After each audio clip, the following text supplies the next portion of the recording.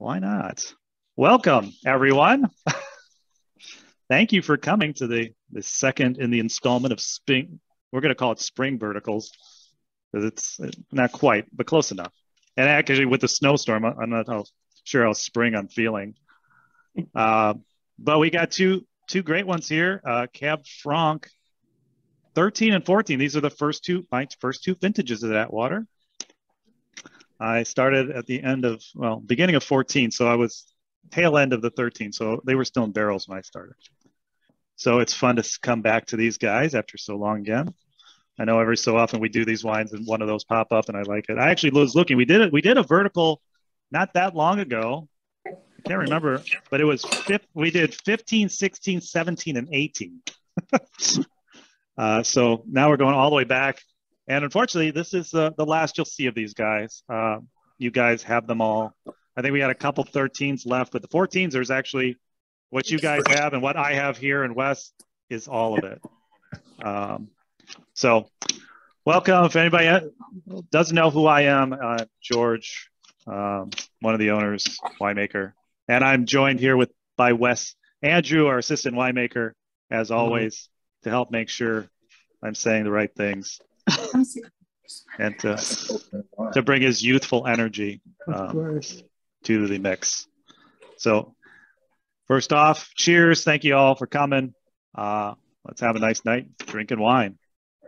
Cheers.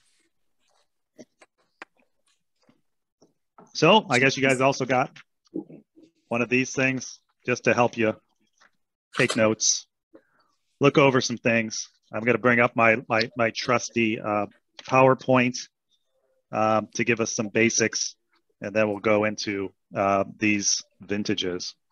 So let me do that. Let me bring some. Well, you know what? Let's bring up the map, because always good to start with a map. All right. So we can get a bearing of where we're at. Can you guys see all that map? Yes. Okay, map there is.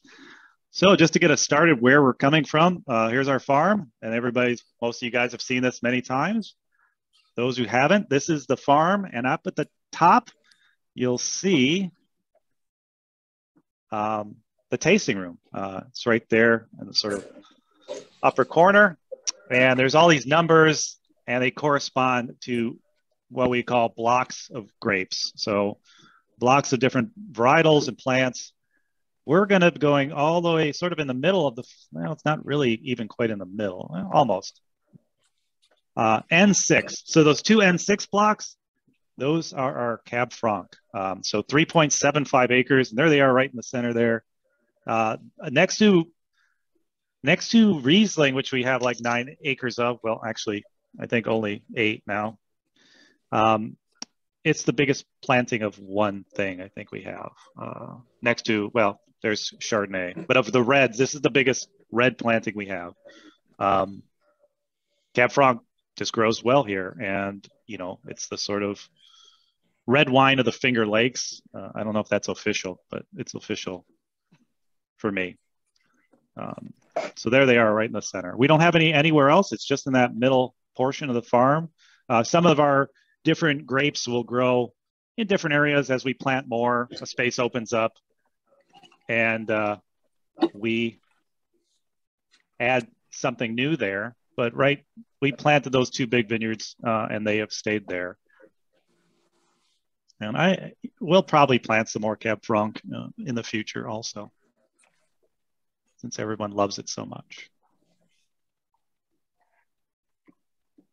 And pull this down. Oops. I probably should mute myself. Don't mute yourself. I hear you all whispering over there. He heard me.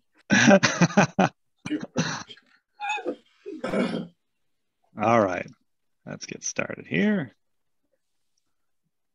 And I'd like to thank Amy for putting this together. Slideshow.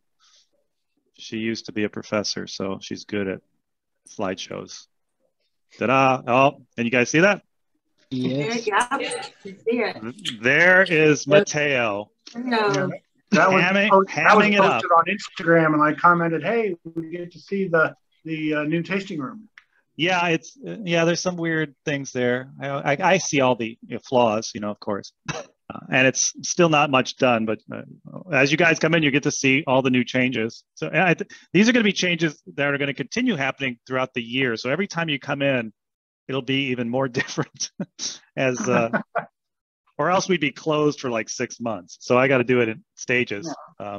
So you'll see a lot of things. But there's Mateo hamming it up. He doesn't have any Cab Franc because he wasn't lucky enough to get any of this. He is drinking some Riesling there in the new tasting room. So there he is, cheersing us. Welcome. Next. Cab Franc. There we are. And there's some just little facts about Cab Franc, so we can just get on board.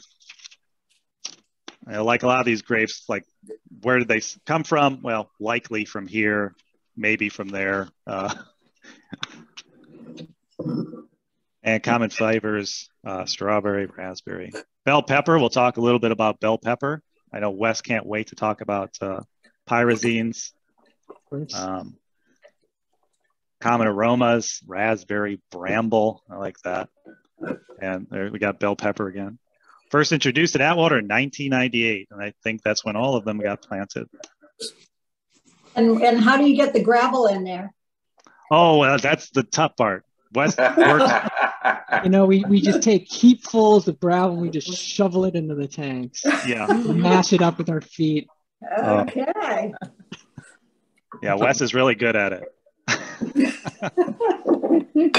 As always, all these, these names, I always we love talking about flavors and aromas, especially when you read magazines and these amazing magazines like Enthusiast and Spectator and all the great names and flavors they come up with. And you always wonder, how did they get forest floor? How did they get gravel? How did they get wet slate? Like, I've tasted wet slate. Yeah, I guess, sure. It's always great to taste things. I know there's a lot of places that'll do these great, interesting tastings where they'll, bring all these different things to taste while you, to get an idea of all the different components that go into wine. Oh, yeah, we'll just get it. I threw it some more pictures so we can. Here's Mike, just to let you guys know, these guys work all winter long. This is a little bit later. This is not right now, but Chris was out there. He came in today and he took off his glasses and he was just bright red, wet-eyed. He was out there pruning and they're actually out there adding some soil amendments. So he looked the part of being out in the cold all day. So think of those guys when you see it snowing and it's 15 degrees because they're out there. This is to them. Yeah.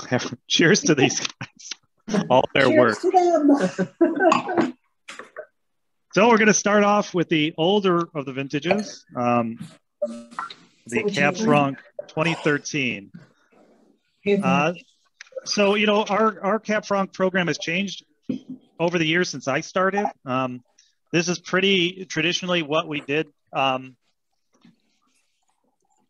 production is pretty traditional what we did in the past. And the vintage, heavy rains, June, spectacular September, stayed dry and sunny. Well, that's always great. When it comes to harvest, that's what we want. As you might have seen in 21 or 18, when it's those vintages that make us cry because they're wet and humid and awful things.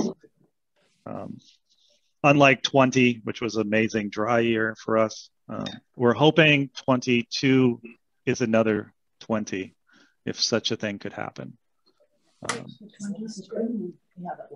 But relatively typical, not too bad Finger Lakes year. We had a really good run of good years, 13, 14, 15, 16, 17, and then 18.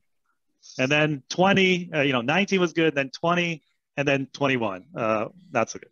So we came off of some really good years here from basically from 12 on to to 18. 12 to 17. Are we allowed there's- to ask questions? You Yes. can. You guys can answer. You guys can ask questions during, or if you, for those that are shy, you can also type them into the chat. And Wes is waiting and able to I will do my best. do his best to answer this. So, like, does it just good years for Cab Franc or good years for everything? Everything. Everything. Or red. Reds, I guess, well, everything, yes, but primarily warmer years are best for reds. Yeah, we always have this thing where, some of these, some years that, you have good years that are really good for reds. The really dry years, the really dry, hot years, maybe not so good when you're talking about Riesling where you want acidity. The drier years can bring out different flavors in things like Riesling and some of the whites, where it's ideal for the reds. Although we've had things like 20, it was an amazing Riesling year, surprisingly. Yeah. They were richer, of course. The acids were a little lower, but they turned out really great. So, you're hoping for those years where both turn out great, but you don't always get them. So there's Vinny. Looks like he's clipping. I don't know what he's clipping there. Pinot. Yeah. Oh yeah, a little tight little cluster. It's pretty smooth, huh? Yeah, it's older. And this harvest date, October 22nd. I don't remember what this year's was. Probably. So George, is that everything got brought in on the 22nd? No, that's just this date. This just Cab Franc. So any date you see that says harvest date for a particular wine, it's going to be on that particular, because we might harvest Cab Franc on different, earlier for rosé. So the harvest date is just what that wine is harvested date. So we do. Everything that was Cab Franc What's was that? harvested on one day. Yes. Yeah, we may have had Cab Franc for rosé, but we might have harvested on a different day. Because we'll usually sometimes the rosés will harvest a little earlier when the acidity is a little higher. For those, we'll let the barrel aged stuff ripen a little longer if we can. Then we'll harvest that a different day. Plus, we can only take in so many grapes at a time, anyways. We couldn't harvest the entire 3.75 acres and press it or process it all probably in one day, anyways. Well, which was really my question. I'm like, wow, if you guys can harvest 3.75 acres, that's a lot. The press is too small. You'd have to have multiple presses, and you just time of the day because it's got to be brought in. They got to go out there and do it depending on how you're harvesting it. For us, it's just press time. Each press cycle is about 2 hours, and it's got to be loaded. It's got to be emptied. There's just a lot of stuff that goes into it. We can only fit 3 tons, 3 to 4 tons maybe in the press, depending on if it's fermented or not. If it's whole cluster, like we're going to be making, our sparkling, our method style sparkling, you can only fit even less because those are all whole cluster too. So we don't have a lot of space in the press. So you basically can only, at max, we can do 3 pressings, and that's going to be a late night. Three At least for 3 tons of pressing. So how much of the 3.75 was Cab Franc versus rosé or something else? That's a good question. I don't know that. I'd have to look into that. The Cab Franc that we harvested here was 13 was 369 cases. Which So translates into how many tons of grapes? yeah, it's about a ton is about 170 gallons. So calculate that out to Wes. Can you calculate? Yeah, I'm doing math right now. Good. It's about 900 Let's drink gallons. some more That's wine. about 900. Yeah, it's about 900 gallons. 370 cases is about 900 gallons. That's right. Okay. So that is. Let me change that to tons. really quick. Call it 900. That's about probably 6 tons of that was 6 So tons of that. Yeah. So that'd be 2 pressings on that day with all the Cab Franc. Well, this would have been, we wouldn't be pressing it that day anyways. This would have been barrel aged. So we would have destemmed it and put it in bins to ferment. So pressing for a red wine is going to happen after fermentation's done. Because remember, they're going to be on their skins. So red wine, we're going to destem them or leave them whole cluster, depending on how we do it. We're going to put them in a bins with the skins to ferment. On a rosé, we're going to press it off first, take the juice and ferment the juice.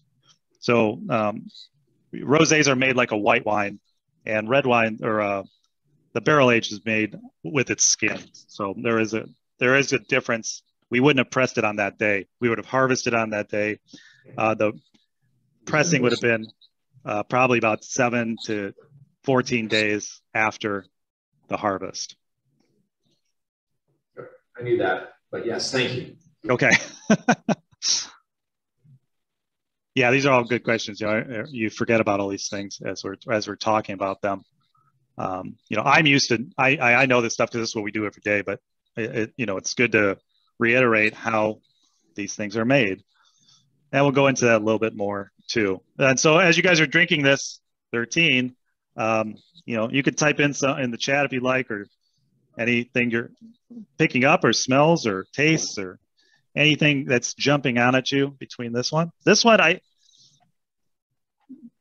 definitely has sort of that dried fruit, with sort of our typical little pencil lead, and this to me seems very Atwater Cab Franc.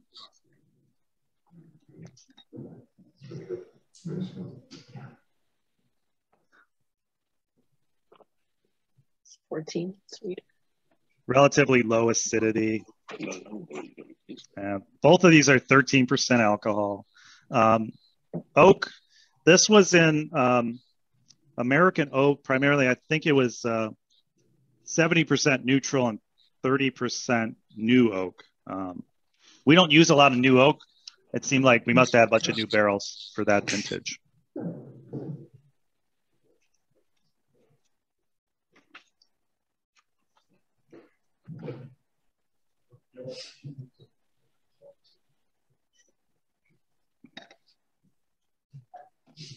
Oops.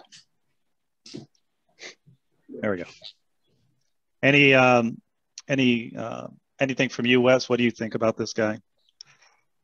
It's good. I mean, I think it's showing its age. I mean, it's almost 10 years old, but it's definitely not past its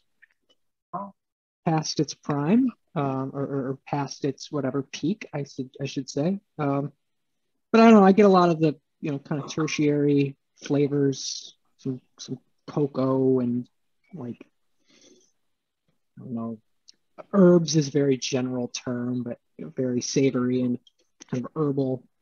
The acid is nice. The tannin is kind of supple and well integrated. Wes, George mentioned that you might be talking about bell pepper, but I've noticed over the years that the younger versions of Cab Franc seem to have more bell pepper to me than after they've been in a bottle for a while.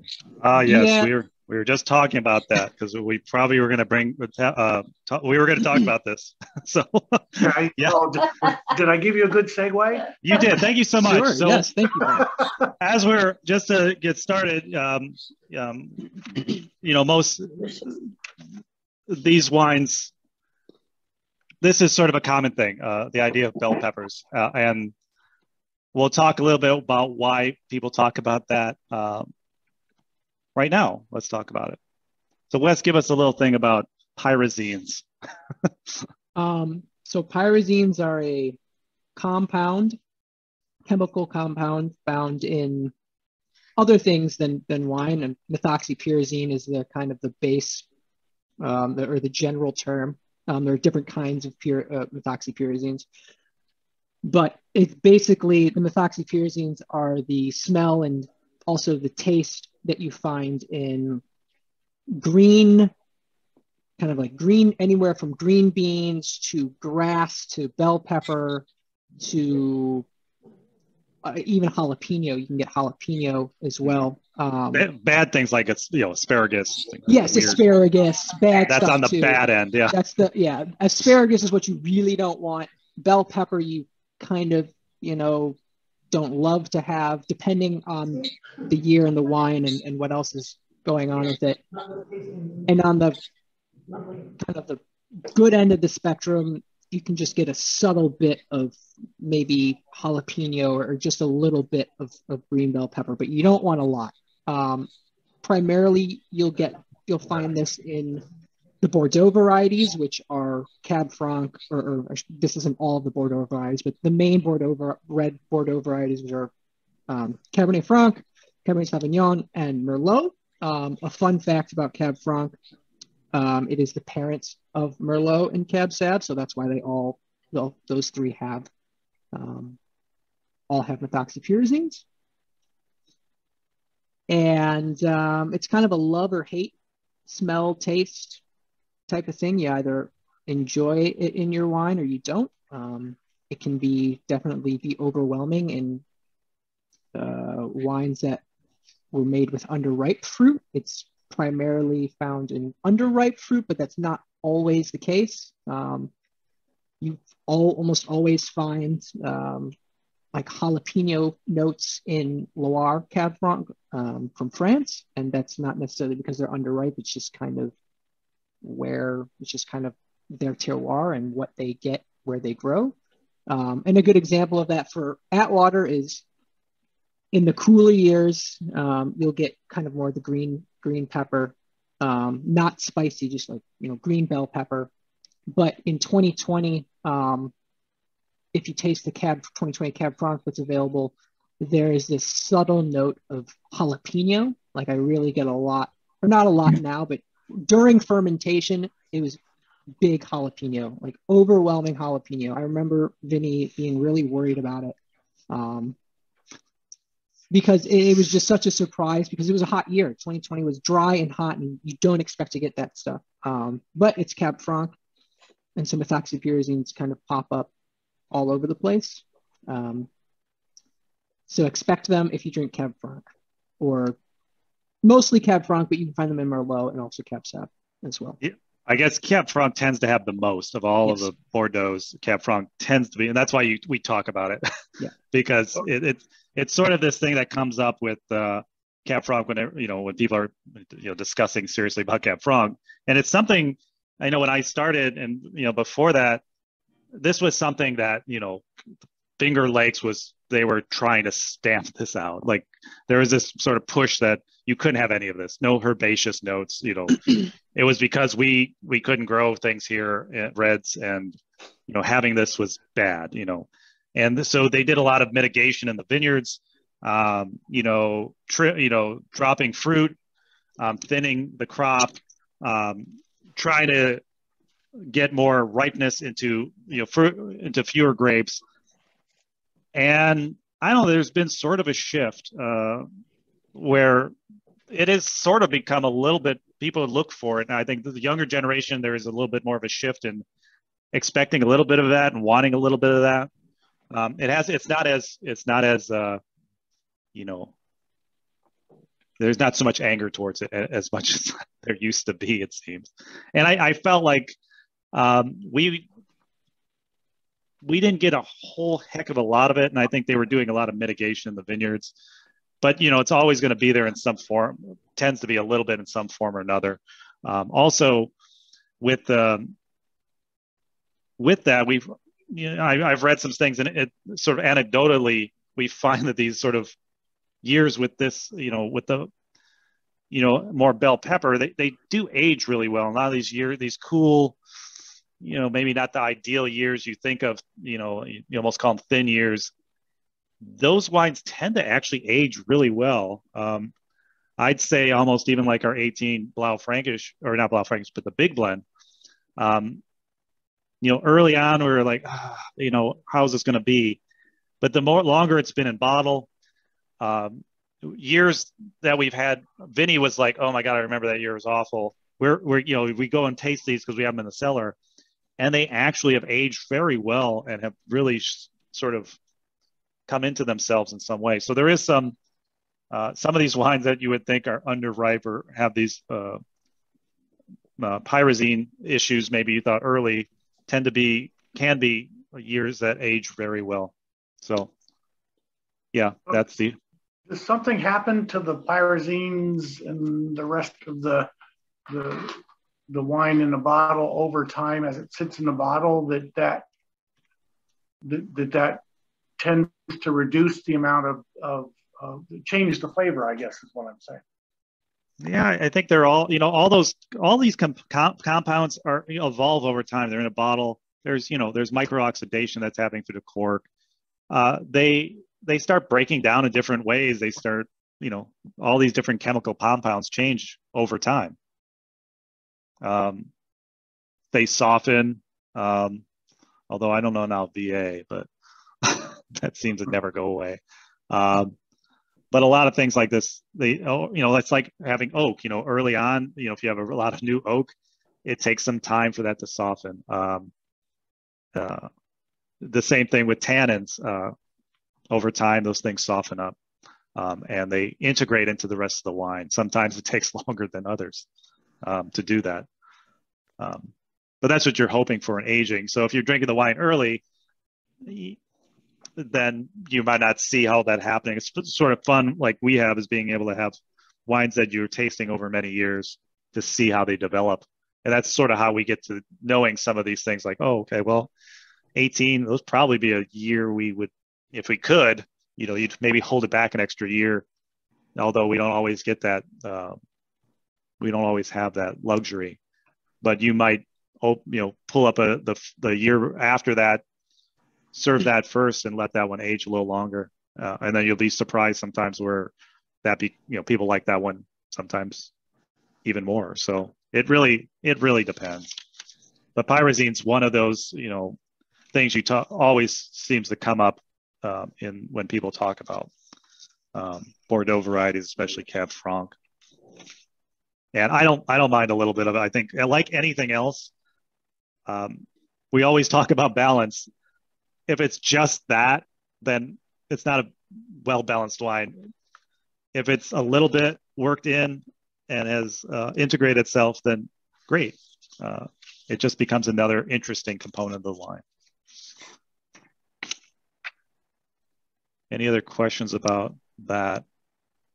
And it's always something good to look up too, if you know, if you guys are really into these the process of wine. There's a lot of resources about these things online. We're sort of going through most of the, you know, real world stuff that we deal with daily in the cellar with these particular varietals, but all these wines have different things that. Oh, my goodness, what was that? That's Darth Vader? Yes. My goodness. I'm glad he showed up. I was hoping it would. Any other questions about 13, or anybody got anything interesting to say? Or it doesn't have to be interesting. Just something to say. Okay. I guess you can ask later. What's that? I have a question. Okay. Okay, why do you suppose I love this wine and Garrett, my husband, likes the younger ones better? The Cabernet Franc. I don't know. Like, what's your guess? You know, we did the tasting with the Syrah last week or a couple weeks ago, and there actually was a distinct difference that we all talked about. One was like a wine. We were like, oh, this one would be great with food. And then the other one was a little bit fresher and fruitier. And we all thought it would be perfect for just by the glass. You didn't need to pair it with anything. So different vintages have different, I think sometimes the acidity is a little different. The fruit's a little bit, you know, it's more fresh fruit than this sort of, I feel like this one has more of this sort of dried fruit. It really depends on your taste. If you're looking for like if you look at hoping for a little more fresher fruit, then you might like that one better. All these things, you know, as we talk about, I can tell you how much this is great wine or how much I like it, but we all taste we're all our own terroir. We taste things very differently from each other. And I might taste something.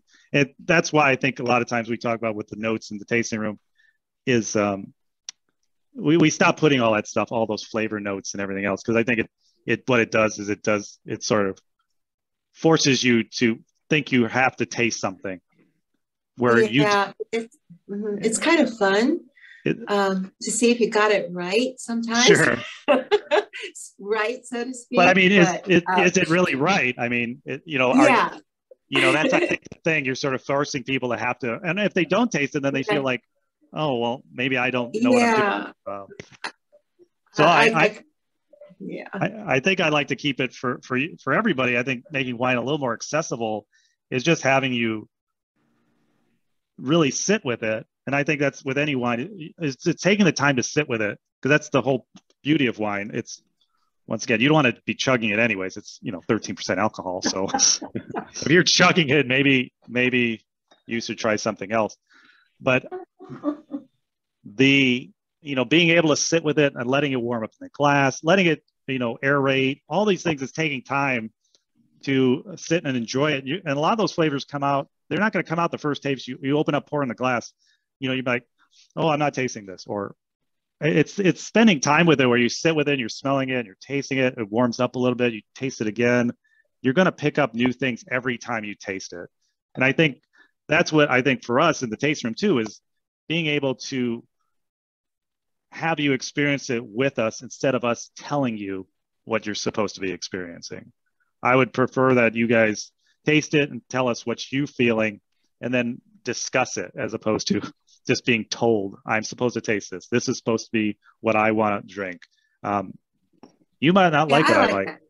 So I think, so I mean, that's what for all of you guys, when you're there, I think that's what we're trying to do is make it more of a conversation and see what, because we're learning something too from every time somebody tastes something. I'm like, oh, really? That's interesting, because I didn't think of it that way. Or I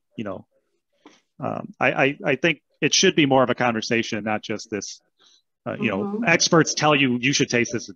That's it. So Gary's picking up sort of a smoky flavor. I don't know. That's what you said, right? Yeah. Little smoke. Who knows? We also agree with that. We also taste smoky in the 2013. Really? But we don't know if it's our cheese that we're eating. So. We're not eating any cheese. We're like to have some really cheese. hungry right now. George, I think to your point that, I've already done this before. I poured a glass of wine at room temperature and taken a few sips, and it has a taste. And then I'll go out and sit on my patio where it's 30 degrees colder. And after the wine chills down a little bit because of the colder air, it tastes different. Correct. Same Yeah. glass. Yeah, and I usually suggest, and I think once again we're drinking red wine, but especially Cab Franc. We also always, that's another thing we always like to talk about Cab Franc, especially from the Finger Lakes. We often serve red wines too warm. You hear room temperature, and that's usually too warm.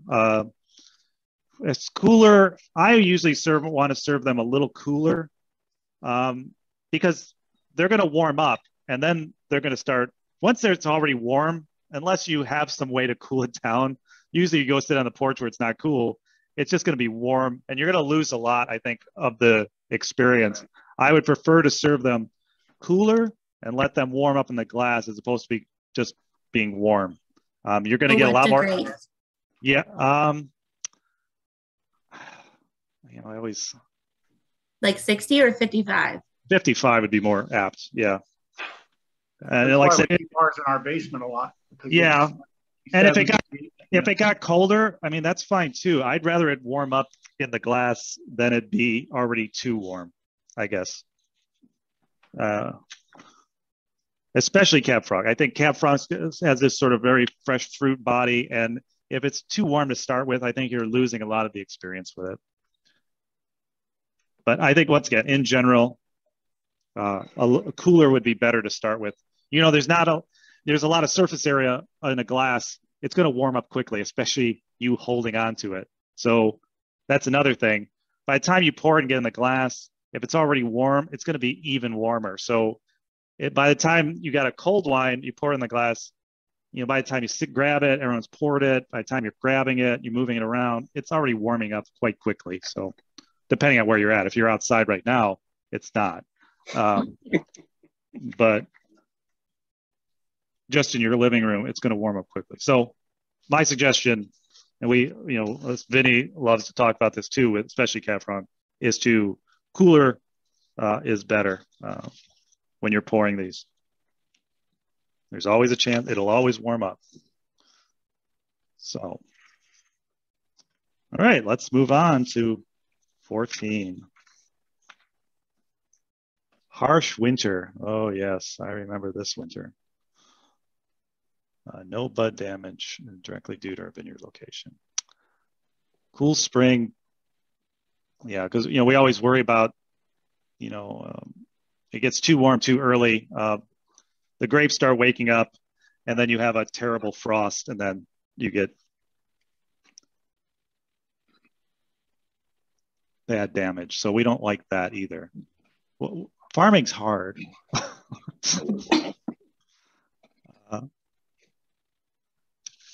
So yeah, this was a below average rainfall. Yeah, another sort of, once again, a good dry year. We got a lot of time to let them hang.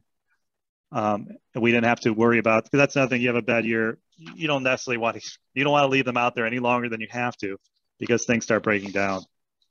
Problems occur. So when you have this sort of low disease pressure, sort of nice dry harvest, you can leave them to sit longer out there and maybe get some more sugar if they want to do that, or ripen just a little bit more. In tough years, you might not have that luxury. So 14, we got a little bit of extra time in harvest during the harvest. Another thing is, like we just talked about, is if you got to start getting things in because the weather's not cooperating, it's not going to get any better. You only have so much time in the day. So every day that you have to wait for the next one, if things are ripe, they're ripe. They're not going to wait for you to go, oh, we're right, we can only put 3 press loads in. The grapes don't care.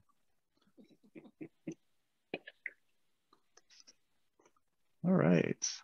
George, why did you produce so much less between in 14 than from 13? That is a good question. I don't remember exactly why. It could have been we just had a lot of, there's a lot of factors that dictate how much of a wine we make. One main thing is we just have a bunch of stock from the previous years. That could be one thing. You're just like, well, we don't have to make as much. We already have, a good couple of years in bottle. We have to pay for storage of that. So the longer we keep it, the more, we have to pay for that. So at some point, if you have a good stock of wines, you have to back off on production. Ideally, we'd like to sell it all. You guys all help with that. Thank you. But there is times where you might have enough stock that you back it, or you put it to something else. Say like in a tough year, we might not make as much Pinot Noir. We might put it mostly to Rosé or sparkling. So it could be going to something else. So we might have only, maybe none or a very small amount of Pinot Noir in barrel, but the rest of it's going in somewhere else. Also, if we have a lot of stock, we might sell some grapes. So we often in the past have sold grapes to our neighbors all around us, bought grapes from us. We have really amazing grapes, so people want them, especially reds. If you have extra reds, which we do not anymore, it's people want them. I just talked to a winemaker the other day, and they said, "Well, just keep us in mind if you have anything extra." Not this year, no. But thanks for asking. So yeah, it really depends. It could have been both those things. We had stock. We put some to rosé. I know we made rosé Cab Franc in 14, and some of it was sold probably. So yeah, these numbers go all over the place. You'll see from 300 to 100. And that's the life of a small winery. And also various decisions. There's so many different decisions for a winery like us that you make, whether they're weather, whether production, sales, all these things. You know, in a big place, you wouldn't notice those small fluctuations, but for us, you're going to see them pretty clearly in production from 360 to 100 cases. They're very clear when you look at these numbers. But those are just some of the reasons we would have different harvest numbers. So this one, we did a little differently. We did 50% was fermented in tanks. So we had in a stainless steel tank, we fermented in the skins in the tank, and 50% in the bins. And that's traditionally what we have done is in these big open top bins. You'll see them outside when you drive in the vineyard. There's these big cube tanks with wooden slats on the sides. Those are called pallet tanks or pallet bins. And we harvest into those, but we also ferment into them too. So we'll ferment in those. We put a little cover over the top, and then we physically punch them down with a big plunger.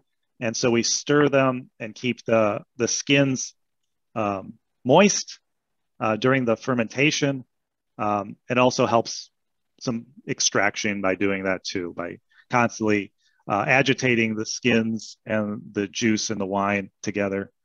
Helps in some extraction too. So we did some in the tank, which you do it in a tank like that, you're actually pumping over, they call it, where you have a hose and a pump at the bottom, and it pumps the wine juice, the juice that's becoming wine over the top of the skins, what they call the cap. As the fermentation happens, the CO2 and all the warmth pushes the skins to the top, they float. You want to keep reincorporating that into the wine. So you're going to pump, depending on how many times a day you're going to do this. We often do it 2 to 3 times. You're going to pump that liquid juice wine over the skins to help in extraction and help to keep the skins as being a part of the fermentation. So 2 different types of fermentation there. One is a little less mechanical because the juice is being filtered over the skins, where the bin, you're actually physically pushing them down. And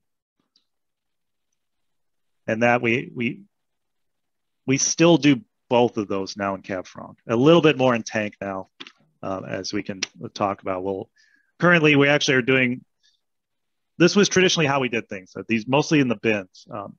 Over the past couple of years, we've been going more and more until, as we talk about this, wild ferments in Cab Franc, where we don't add any commercial yeast. We let the yeast or a culture of yeast that we grow from a wild starter, and we ferment with that yeast. We started that a couple of years back, and we've gone more and more to that, especially Cab Franc's been the one we started with, basically. So, and we've also moved more and more to the tank fermented part of that. So you'll sort of see some, as time changes, you'll be tasting the newer Cab Francs are mostly tank fermented, and they're usually now wild fermented. So we've sort of changed our style in Cab Franc, and I think for the better. I like I've been really excited about the changes there. So as we go forward, you'll be able to start tasting, and then, well, you guys have probably tasted the 2020, as well as some of I think 19 was like that too. So a little different style. As winemakers, we sometimes find over time change how we do things.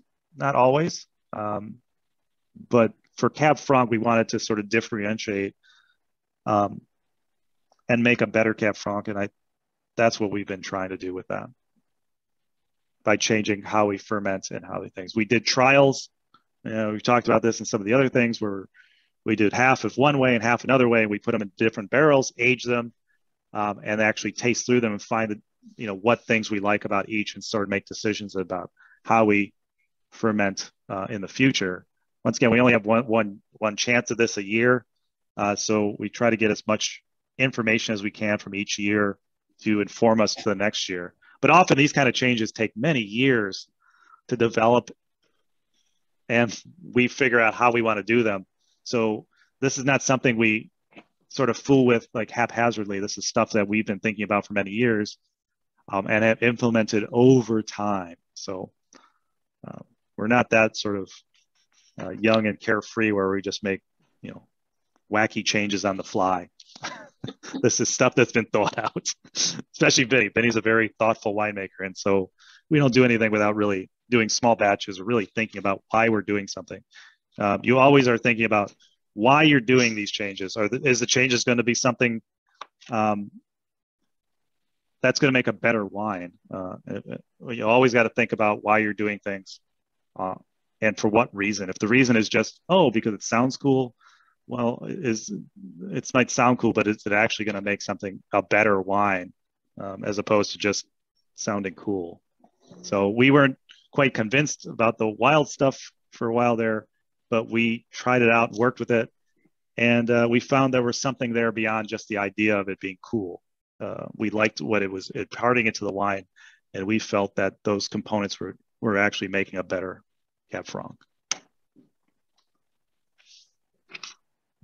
And then traditional, same thing we normally do with, we don't age these very long in oak, especially for Cab Franc.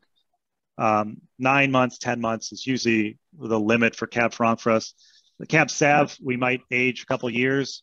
It has more tannins, and I think it lends itself to a little longer aging. But this sort of fresh fruit style of our Cab Francs really, and they're not heavy tannin. They're lower tannic wines anyways. The Cab Francs, for us, they don't need a long aging time in barrel. So we don't do it. We're looking for those sort of little truer to the fruit and not so much to the long-term aging in oak. And all of our barrels are going to be, this one had about 10% new oak, 90% neutral, which is mean older barrels. So you're not going to, you're probably not getting a lot of oak in any of these. Maybe some of that smoke you taste or smell is probably some component of the oak. Anything else to contribute there, Wes? About 14. It's definitely fruitier than 13.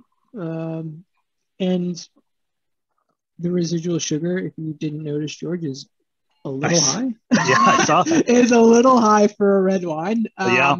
Sarah asked in the chat, that is not intentional.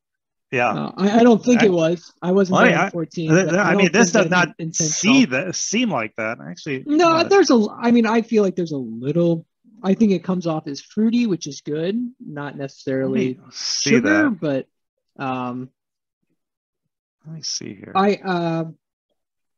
I do think that this is holding up much better than the 2013. The acid is higher, pH is lower. Otherwise, that's all I got. Yeah. The comment I was going to make was it doesn't taste like there's 1.5% sugar in it. Well, that's why I'm looking at the old notes. I'd have to really check that back. Maybe that was 0.15. Yeah, well, see, that sometimes happens. So you get the grams, that somebody has converted it wrong. So that might be suspect. I'd have to look that up. I mean, it does happen. It's not common, but it does happen. And 1.5% is within not an acceptable range, but if a fermentation was to stop, you could say, all right, I guess. It is kind of high for red wine, like you said. It is. Yes, it is. I would have remembered Vinny freaking out about it being 1.5. He would not have been happy with that. No. This is probably a conversion. Be a typo. This is a conversion error. There's no way. Yeah, Vinny would have been like beside himself. I don't think we would have bottled it without some intervention. No. Yeah, I think this is a conversion from grams to. Plus, wouldn't the alcohol would have been lower then liter. because not all the sugars were converted to alcohol. That's right. We wouldn't have got a 13 either. So yeah, I believe that's probably a typo there. Sometimes these things, when we're conversion, the person putting it into those tech notes sometimes puts it up. I didn't actually even look at that tech note. I didn't even notice that. Yeah, good pickup there. I'm going to check that out because I bet if I look in Biddy's notes, it is not 1.5. But and plus, it seems like it would have been a lot, sweeter. We've had rosé, something like that before, which was it just would not finish fermenting, but not a red wine like this. It wouldn't, yeah. They rarely don't finish. Yeah. Unless you just neglect the fermentation. Yeah, these are warm fermentations. This is not like a tank we're cooling to slow it down. These things usually within 7 to not even 14 days they're done. So yeah, I'll have to look that up, but that's probably a false number. All right. Aging 9 months, probably. Yeah, so a little lower. Wine release 2016. Any questions about Cab Franc 14? I know there's a lot of chat. Did you get through some of these chat ones? I got through most of them. Okay, good. There's some fresh ones, but I'm just reading them right now. Sam asked if the release date they're very close together and it's a year after bottling. Ideally that's nice. The release date is a year after bottling. It's not always the case, but a year would be great. I feel like in the future you will be seeing reds sooner and sooner. Thank you, because you're buying them. But a year is nice in bottle. It just kind of lets the wine mellow out a little bit. Give it some time to find itself. Yeah, ideally a year is good. Just to have it, bottle shock, to calm down a bottle, give it a little time in bottle. That's not always, once again, as we've spoken earlier, it's not always a luxury we can have just because of space and time that we can have it. It's usually, we need to release some wine. We're not going to release something that is, not drinkable. It's going to be released as long as we can drink it and it tastes good. Is it ideal? Like, could we hold it on for 5 years and then release it? Well, sure, but if you guys want to do that, that's fine for you. But we can't do it all. We have to put something in your hands. But yeah, it's a year is good. Any of these wines, rosés are released pretty early, but I really like a rosé after a year. They really sort of come into their own too, but traditionally and market-wise, they're released pretty quickly too. That doesn't mean they have to be released that early. It just means they're good then. Are they going to be not good in a year? Well, no. I think everyone thinks they have to be rosés need to be consumed within a year, but not necessarily. George, question for you. Yeah. This year's temperature roller coaster, highs and lows of the winter, what do you anticipate that's going to do for you this year? Well, I mean, I know I've heard from other growers, there is some bud damage out there. We had some bud damage in the Syrah.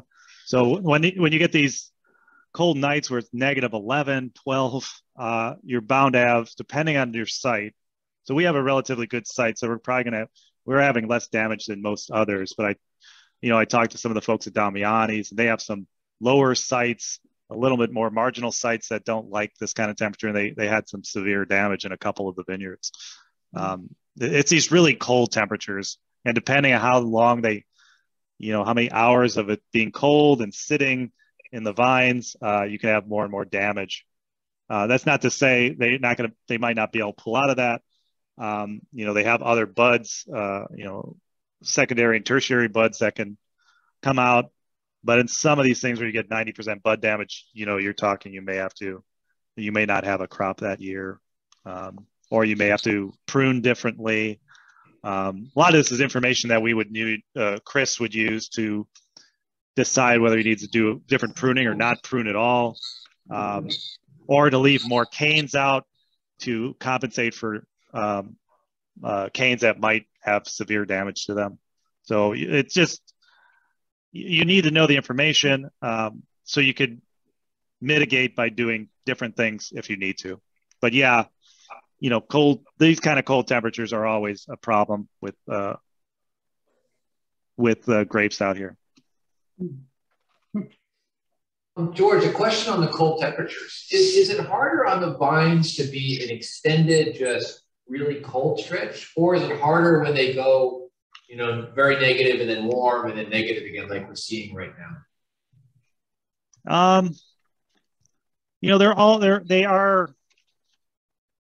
They all are, they're asleep. So, it's not like a warm day, they're all of a sudden going to wake up and start budding out, unless you had a long stretch or really warm days. I don't know, Wesley, what's the deal with like sort of back and forth with that? You can have problems. The kind of one day 50 degrees and the next day it's below freezing. That's not really an issue. It's the long extended. You lost me. Am I back? You're back. Okay, I'm back. Sorry. Country internet.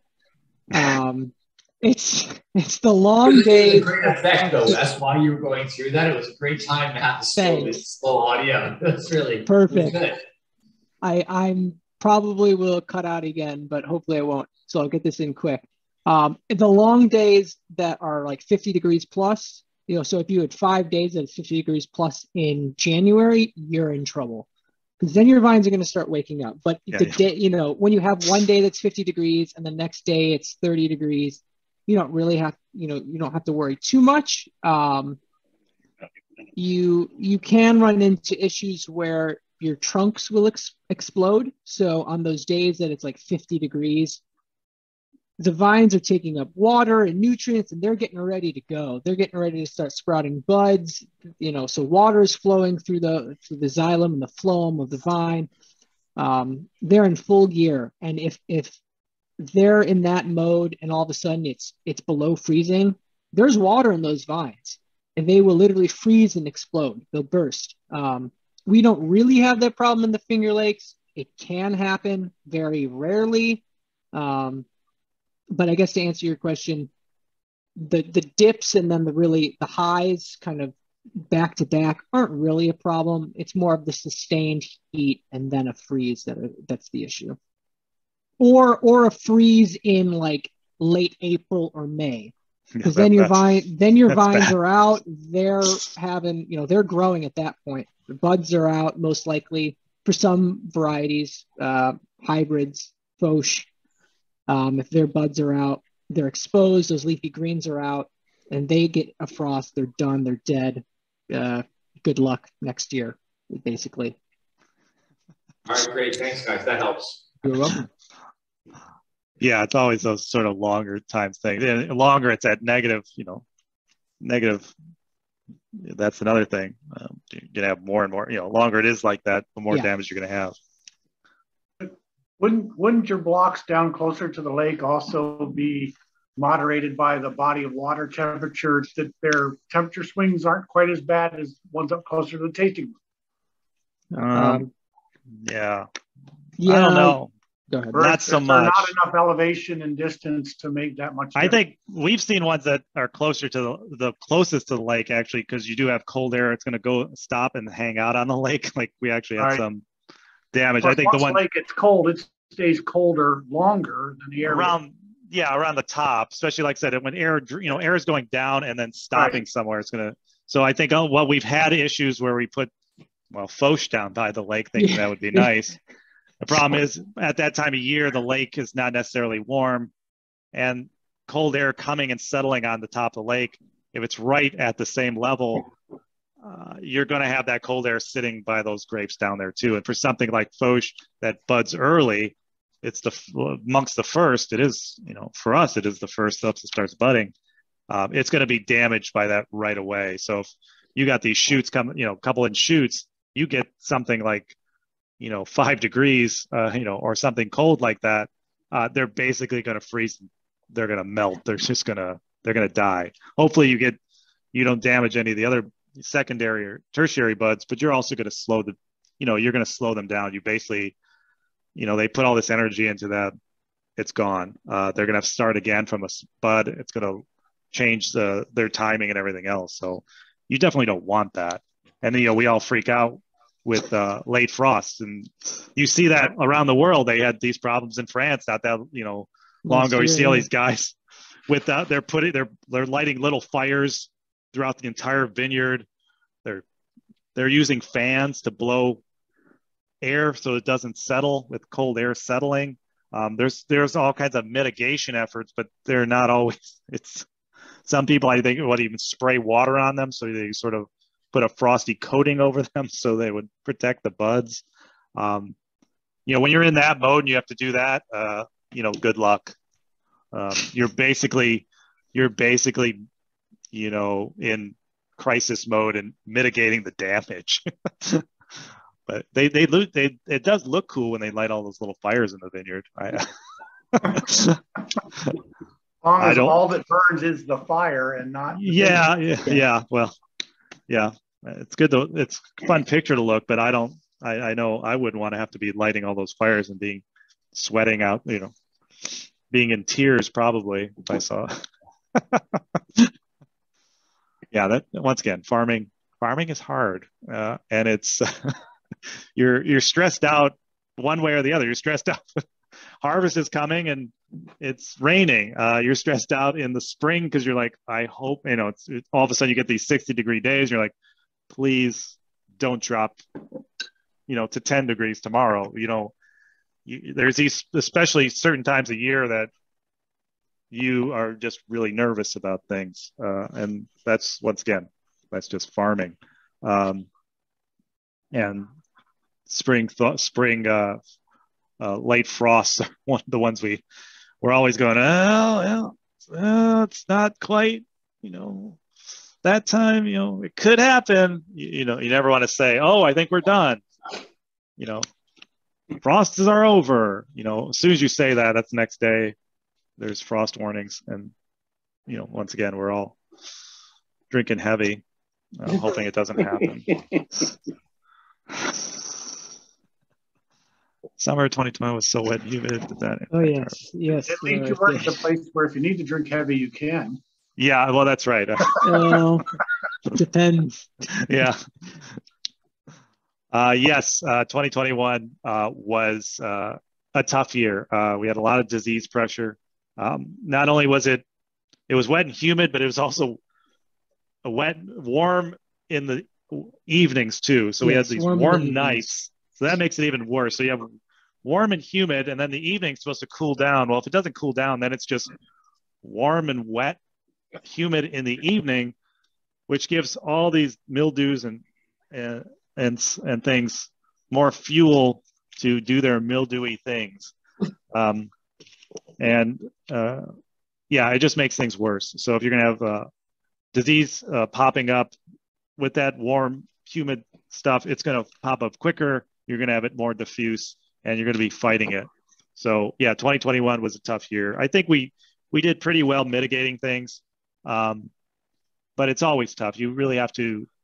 We were talking about, when a year like this comes, like having plans. So when this year comes, we know how to fight it, and we're all on the same page, because you have to do sort of like scenarios. So everyone's on the same on board with what we're going to do on years like this and how we handle them. It's like a fire drill. Like how do we get out of the building? How do we mitigate any issues, and how do we work together to make this happen? Because you had a year like 2020, which was, the guys were doing stuff they don't normally have time for. No one did any mowing because there was nothing to mow in the vineyards. So we had all this time and we saw this amazing fruit, no disease pressure at all. And so we came off of that year going to 2021, which was this completely opposite year.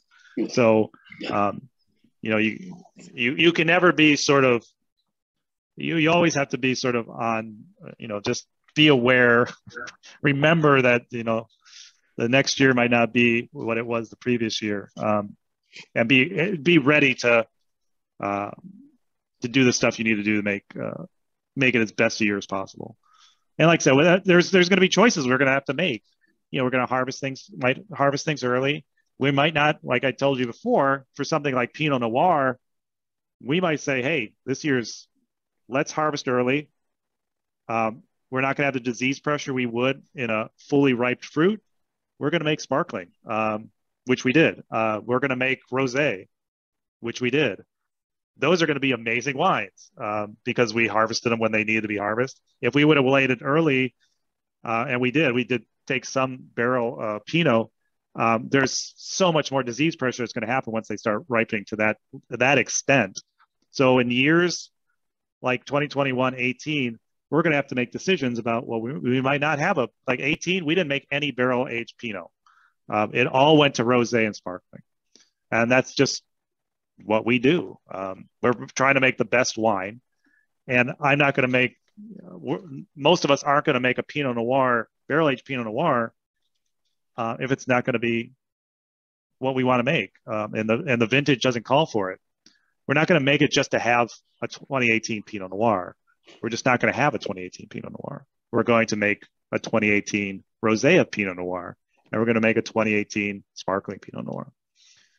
So there are a small winery like us, we're going to make those decisions to make the best wine we can, and not to be dogmatic about making a particular product. I mean, I think that's what's fun about it too. I mean, it's not just this boilerplate thing that we do every year. Every year, as you taste these wines, it's completely unique, and we have to make decisions that are sometimes completely unique to that vintage that we might have never encountered. You know, talking with Vinny, who's been here for over 20 years now, and there's still years that come up and you're like, never seen that before. Or like, all these years, you know, this is so different from anything I've experienced. So there's a challenge in that, but there's also something really amazing in what we do. It's never dull. Every year is going to be unique in its own little way. We're going to have different heartaches. You know, we might be worried about different things. We might be more excited about other things. 19, we had this amazing, which you guys can taste, is the Celsius, which is a late harvest Riesling, which is a botrytized Riesling. We had this amazing botrytis infections that we were able to hand harvest and separate onto a very special wine. So every year brings these different things that we would normally get, that we're going to make a special wine out of it because we don't normally get that. So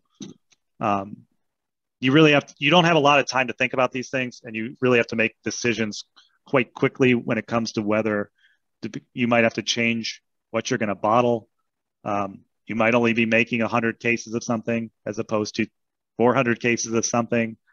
All these things, all these factors, you know, they take place in the wine making process always also, but there's so many factors in the vineyard, and then even before they get to us in the cellar, that we have to make.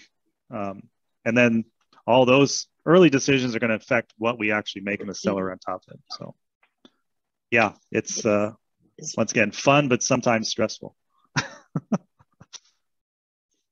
But hopefully, I mean,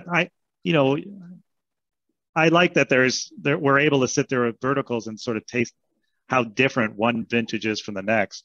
You know, would it be great if they all tasted the same and they were all great? Sure. That would be maybe interesting one way, like consistency, like, wow, this tastes exactly like it did 2020, exactly like it did 2014. But what I like about the cool climate wines that we make is this every year they're going to show slightly different. They're going to be slightly something that, you know, we can sit and talk about and enjoy, and it's not going to just be the same thing over and over again. And like I said, even in these tough years, those wines can sometimes surprise you, where in a couple years they actually come into their own and show perfectly well. Years we thought were going to be sort of sad for us. You know, we taste these wines in the cellar and we're like, wow, I didn't think it was going to be that.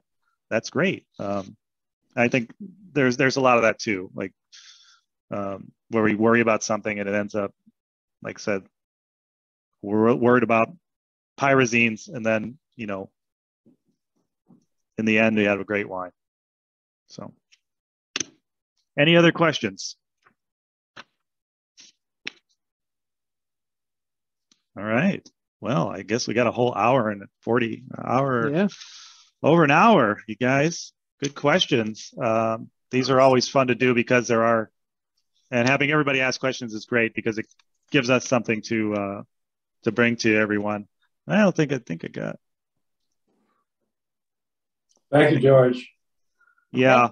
Thank you. Thanks, And you George. guys are always welcome. You guys are always welcome. Thanks, George. Thank you. Thank you. Thank you. Thanks so much. Thank you so much. This is wonderful. Thank you so much for coming. Glad you guys got a chance to taste these. 2014. That's it. The last bottle right here. It's Thanks very for making sad. sure we got our 14 on time. I have one more in my reserve. Oh, see. I have one of every one from 13 through last year. See, that'll be another fun vertical. Yep. No, I guess we'll see. I can do. We'll see all you guys. Hopefully, some of you guys at the Pinot Noir, 13 and 15. And George, I'm sorry we got your last 14, but thank you. Oh, that's okay. The pleasure is all ours. That's right. It's great to have to share these. I mean, what else you got to do with them? Exactly. Right. That's right. You don't want to pay to store them, right? That's right. I was to store. We're coming for a tasting on Sunday. See you then. Okay. See you, Carol. Bye, Gary. Bye. Hey, George, you mentioned one of the Fahrenheit vintages. What was that? That was different? What's that? The Celsius. Celsius. Okay. Yeah, the Celsius. That's 2019. The current one available, yeah, 2019. Yep. It's all basically 100% botcha-sized Riesling that was barrel fermented. I don't think we bought any Celsius recently, so it's very good. Check our vintage. Yeah, I mean, quite frankly, you know, we put it in the same Celsius bottle. At the time we were doing the transition and the Atwater transition, and so we left it in that bottle. But really, that's not really the same Celsius we've made before. This is a late harvest as opposed to the sort of frozen grape dessert wine. I would have preferred if we would have put a different label on it. But it is, so if you, like I said, if you're used to what the Celsius was, it's not exactly the same. We use the same labeling, but quite frankly, it's a quite unique wine. And it was a lot of effort, and Carol and Gary that were here, they helped us sort it in the cold barn for a couple days. Awful. So it was pretty awful. Yeah. Maybe I regretted my internship at that point. I was like, all right, I need to quit. Yeah. Taste our tears in that wine. Oh, yes. And there would be an indication on the label that it's 2019 vintage? Yes. Yes. Yeah. Yeah. All the back label has, we still have the vintages on them. So we have, I think we had actually a good amount. We had about 100 some cases of that. So we still got we just released it in the fall, so it's relatively new. Okay, so we can always reach out to Amanda and get some more of that if we didn't have that. Yeah, yep, you can give it a go. Yep. Yeah, it's here if you come into, if you end up coming to taste room, it's here, and we can get it over to you. Yeah, we're not coming this weekend, but hopefully we'll be out this spring sometime. We're hoping during our April vacation. Hopefully, we'll come by. Like to see the taste. Yeah, we've done a lot of, definitely quite different. I'm excited. Look at the picture that you showed. I'm excited. It just, I want everything done right away, but it's one of these things that we were closed for a month. It's like, okay, we got to open because once again, I got a mortgage to pay. Can't be closed for 6 months. But it's going to be, every time you come in, it's going to be slightly different, hopefully slightly better. But it is so jarringly different from what it was. I think even right now, you'll be like, holy smokes, it's quite much brighter. Opening up that extra room on the side that used to be the storeroom. I mean, we know it's going to be very different. Looking forward to seeing it. Yeah, good. I love having everyone come and taking a look at it and us pointing everything out. So awesome. Anything else? How are the Redmonds doing over there? We're good. How are you? All right. Thanks. You did a great job. That was awesome. You guys got a mixed drink over there too? What's the Wow. Oh no. I was wondering. I was wondering the whole Water. time. I was like, man, are they doubling down? Are they having a mixed drink and wine? I was like, wow, good for Just them. water with orange. We're good. Okay, all right. She has to get her vitamins besides grapes. Hey, Yeah, sure. A little, get it somehow. little citrus. Yeah, sure. Anybody else got anything? Thank you. Great job. Thank you. I actually do have one more question. I'm sorry. Yeah. I have a lot of questions. I just really, really love learning about wine. It's like a hobby that I know nothing about. But if like somebody were coming in and grading these by like grading standards, which one would they say is like the better wine? Gosh, I don't. Between 13 and 14? Yeah. I would guess it'd say 14. Yeah. Okay. In my opinion. Yeah. I mean, all these we things really like 19. They're all subjective, and it really depends on on the person. That's true. Doing it. It's hard to know. I always find like I tell this story because I found it made me feel a lot better. But when I first started in Finger Lakes, I was going to doing tastings with Vinny at Fox Run. There was a winemakers tasting group, and winemakers 20, like Vinny, 20-some 30-year veterans, and I was so nervous because I wasn't a somm or anything, and tasting with these guys, and they were putting it on a board. So they would go around this huge table, go, okay, what's your score? And so I was like, oh God, I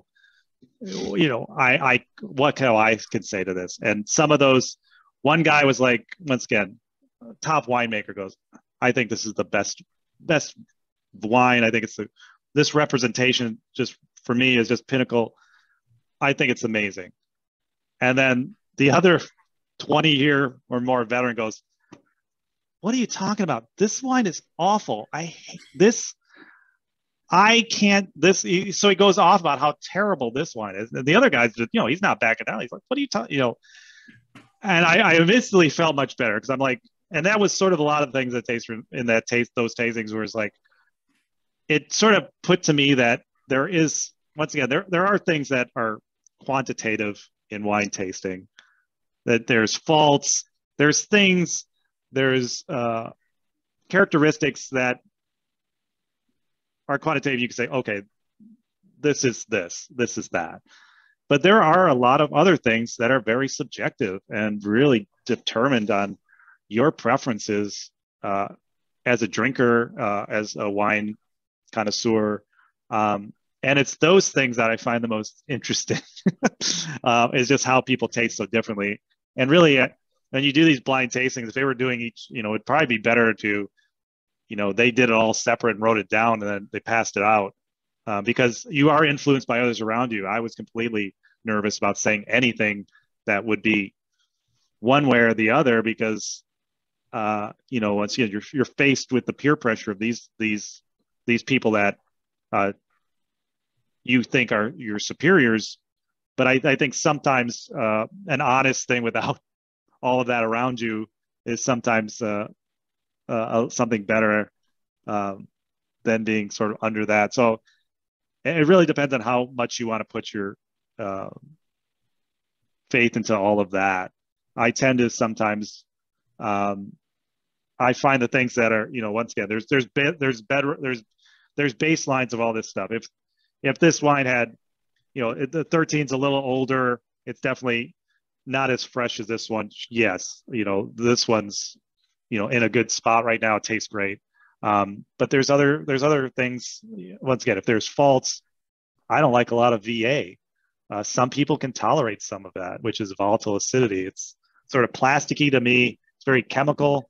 Wines can have a little bit of it and still be balanced out, but other wines, and it's hard to keep it, can be overwhelmed by it. Some people aren't bothered as much by that as I am. I don't really like it. So, my preference is I don't want any of it. Where others are like, oh no, I think it's cool to have something. Who's wrong? I mean, it can be considered a fault. Same thing with some of these other faults where some people are like in natural winemaking where there's, it's a little bit in there. If it's balanced out, I guess I don't have a problem with it, but I might not like it and someone else might. It's really, there are a lot of subjectivities, even on the stuff that some people consider faults.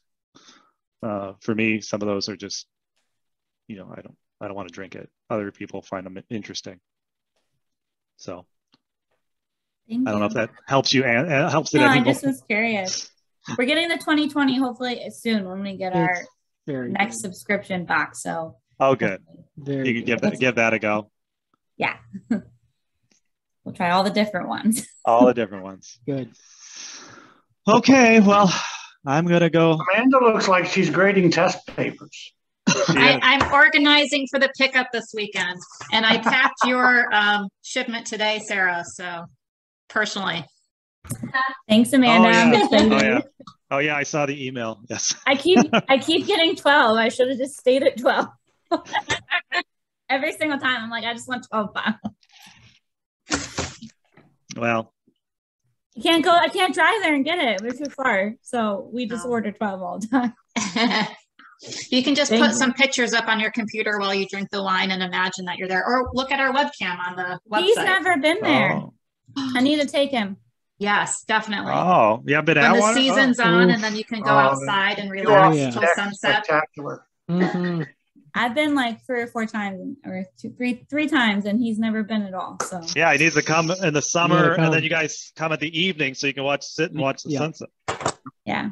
So hopefully this summer or soon. Yeah. We're coming at the end of April. April. Okay. End of April.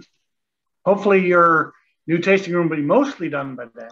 Well, I'm hoping at least want the new kitchen to be in there. So we'll see. Everyone's slow, the construction's slow. Everything takes time, and then it's like, okay, I closed down for a couple days, but how much can I get done? We're staying on Cuca Lake that whole last week of April. So that Thursday's tasting with the 2 Rieslings we'll be doing from one lake over. Oh, that's right. You were saying now, that. Remember, I got 2 bottles of each because we're having guests. Perfect. That's right. You want us to judge whether the same year vintage tastes different out of 2 different bottles. Correct. So we'll let you know. Bottle variation over time. Yes, that's your special. That's your special assignment. Yeah, that's right.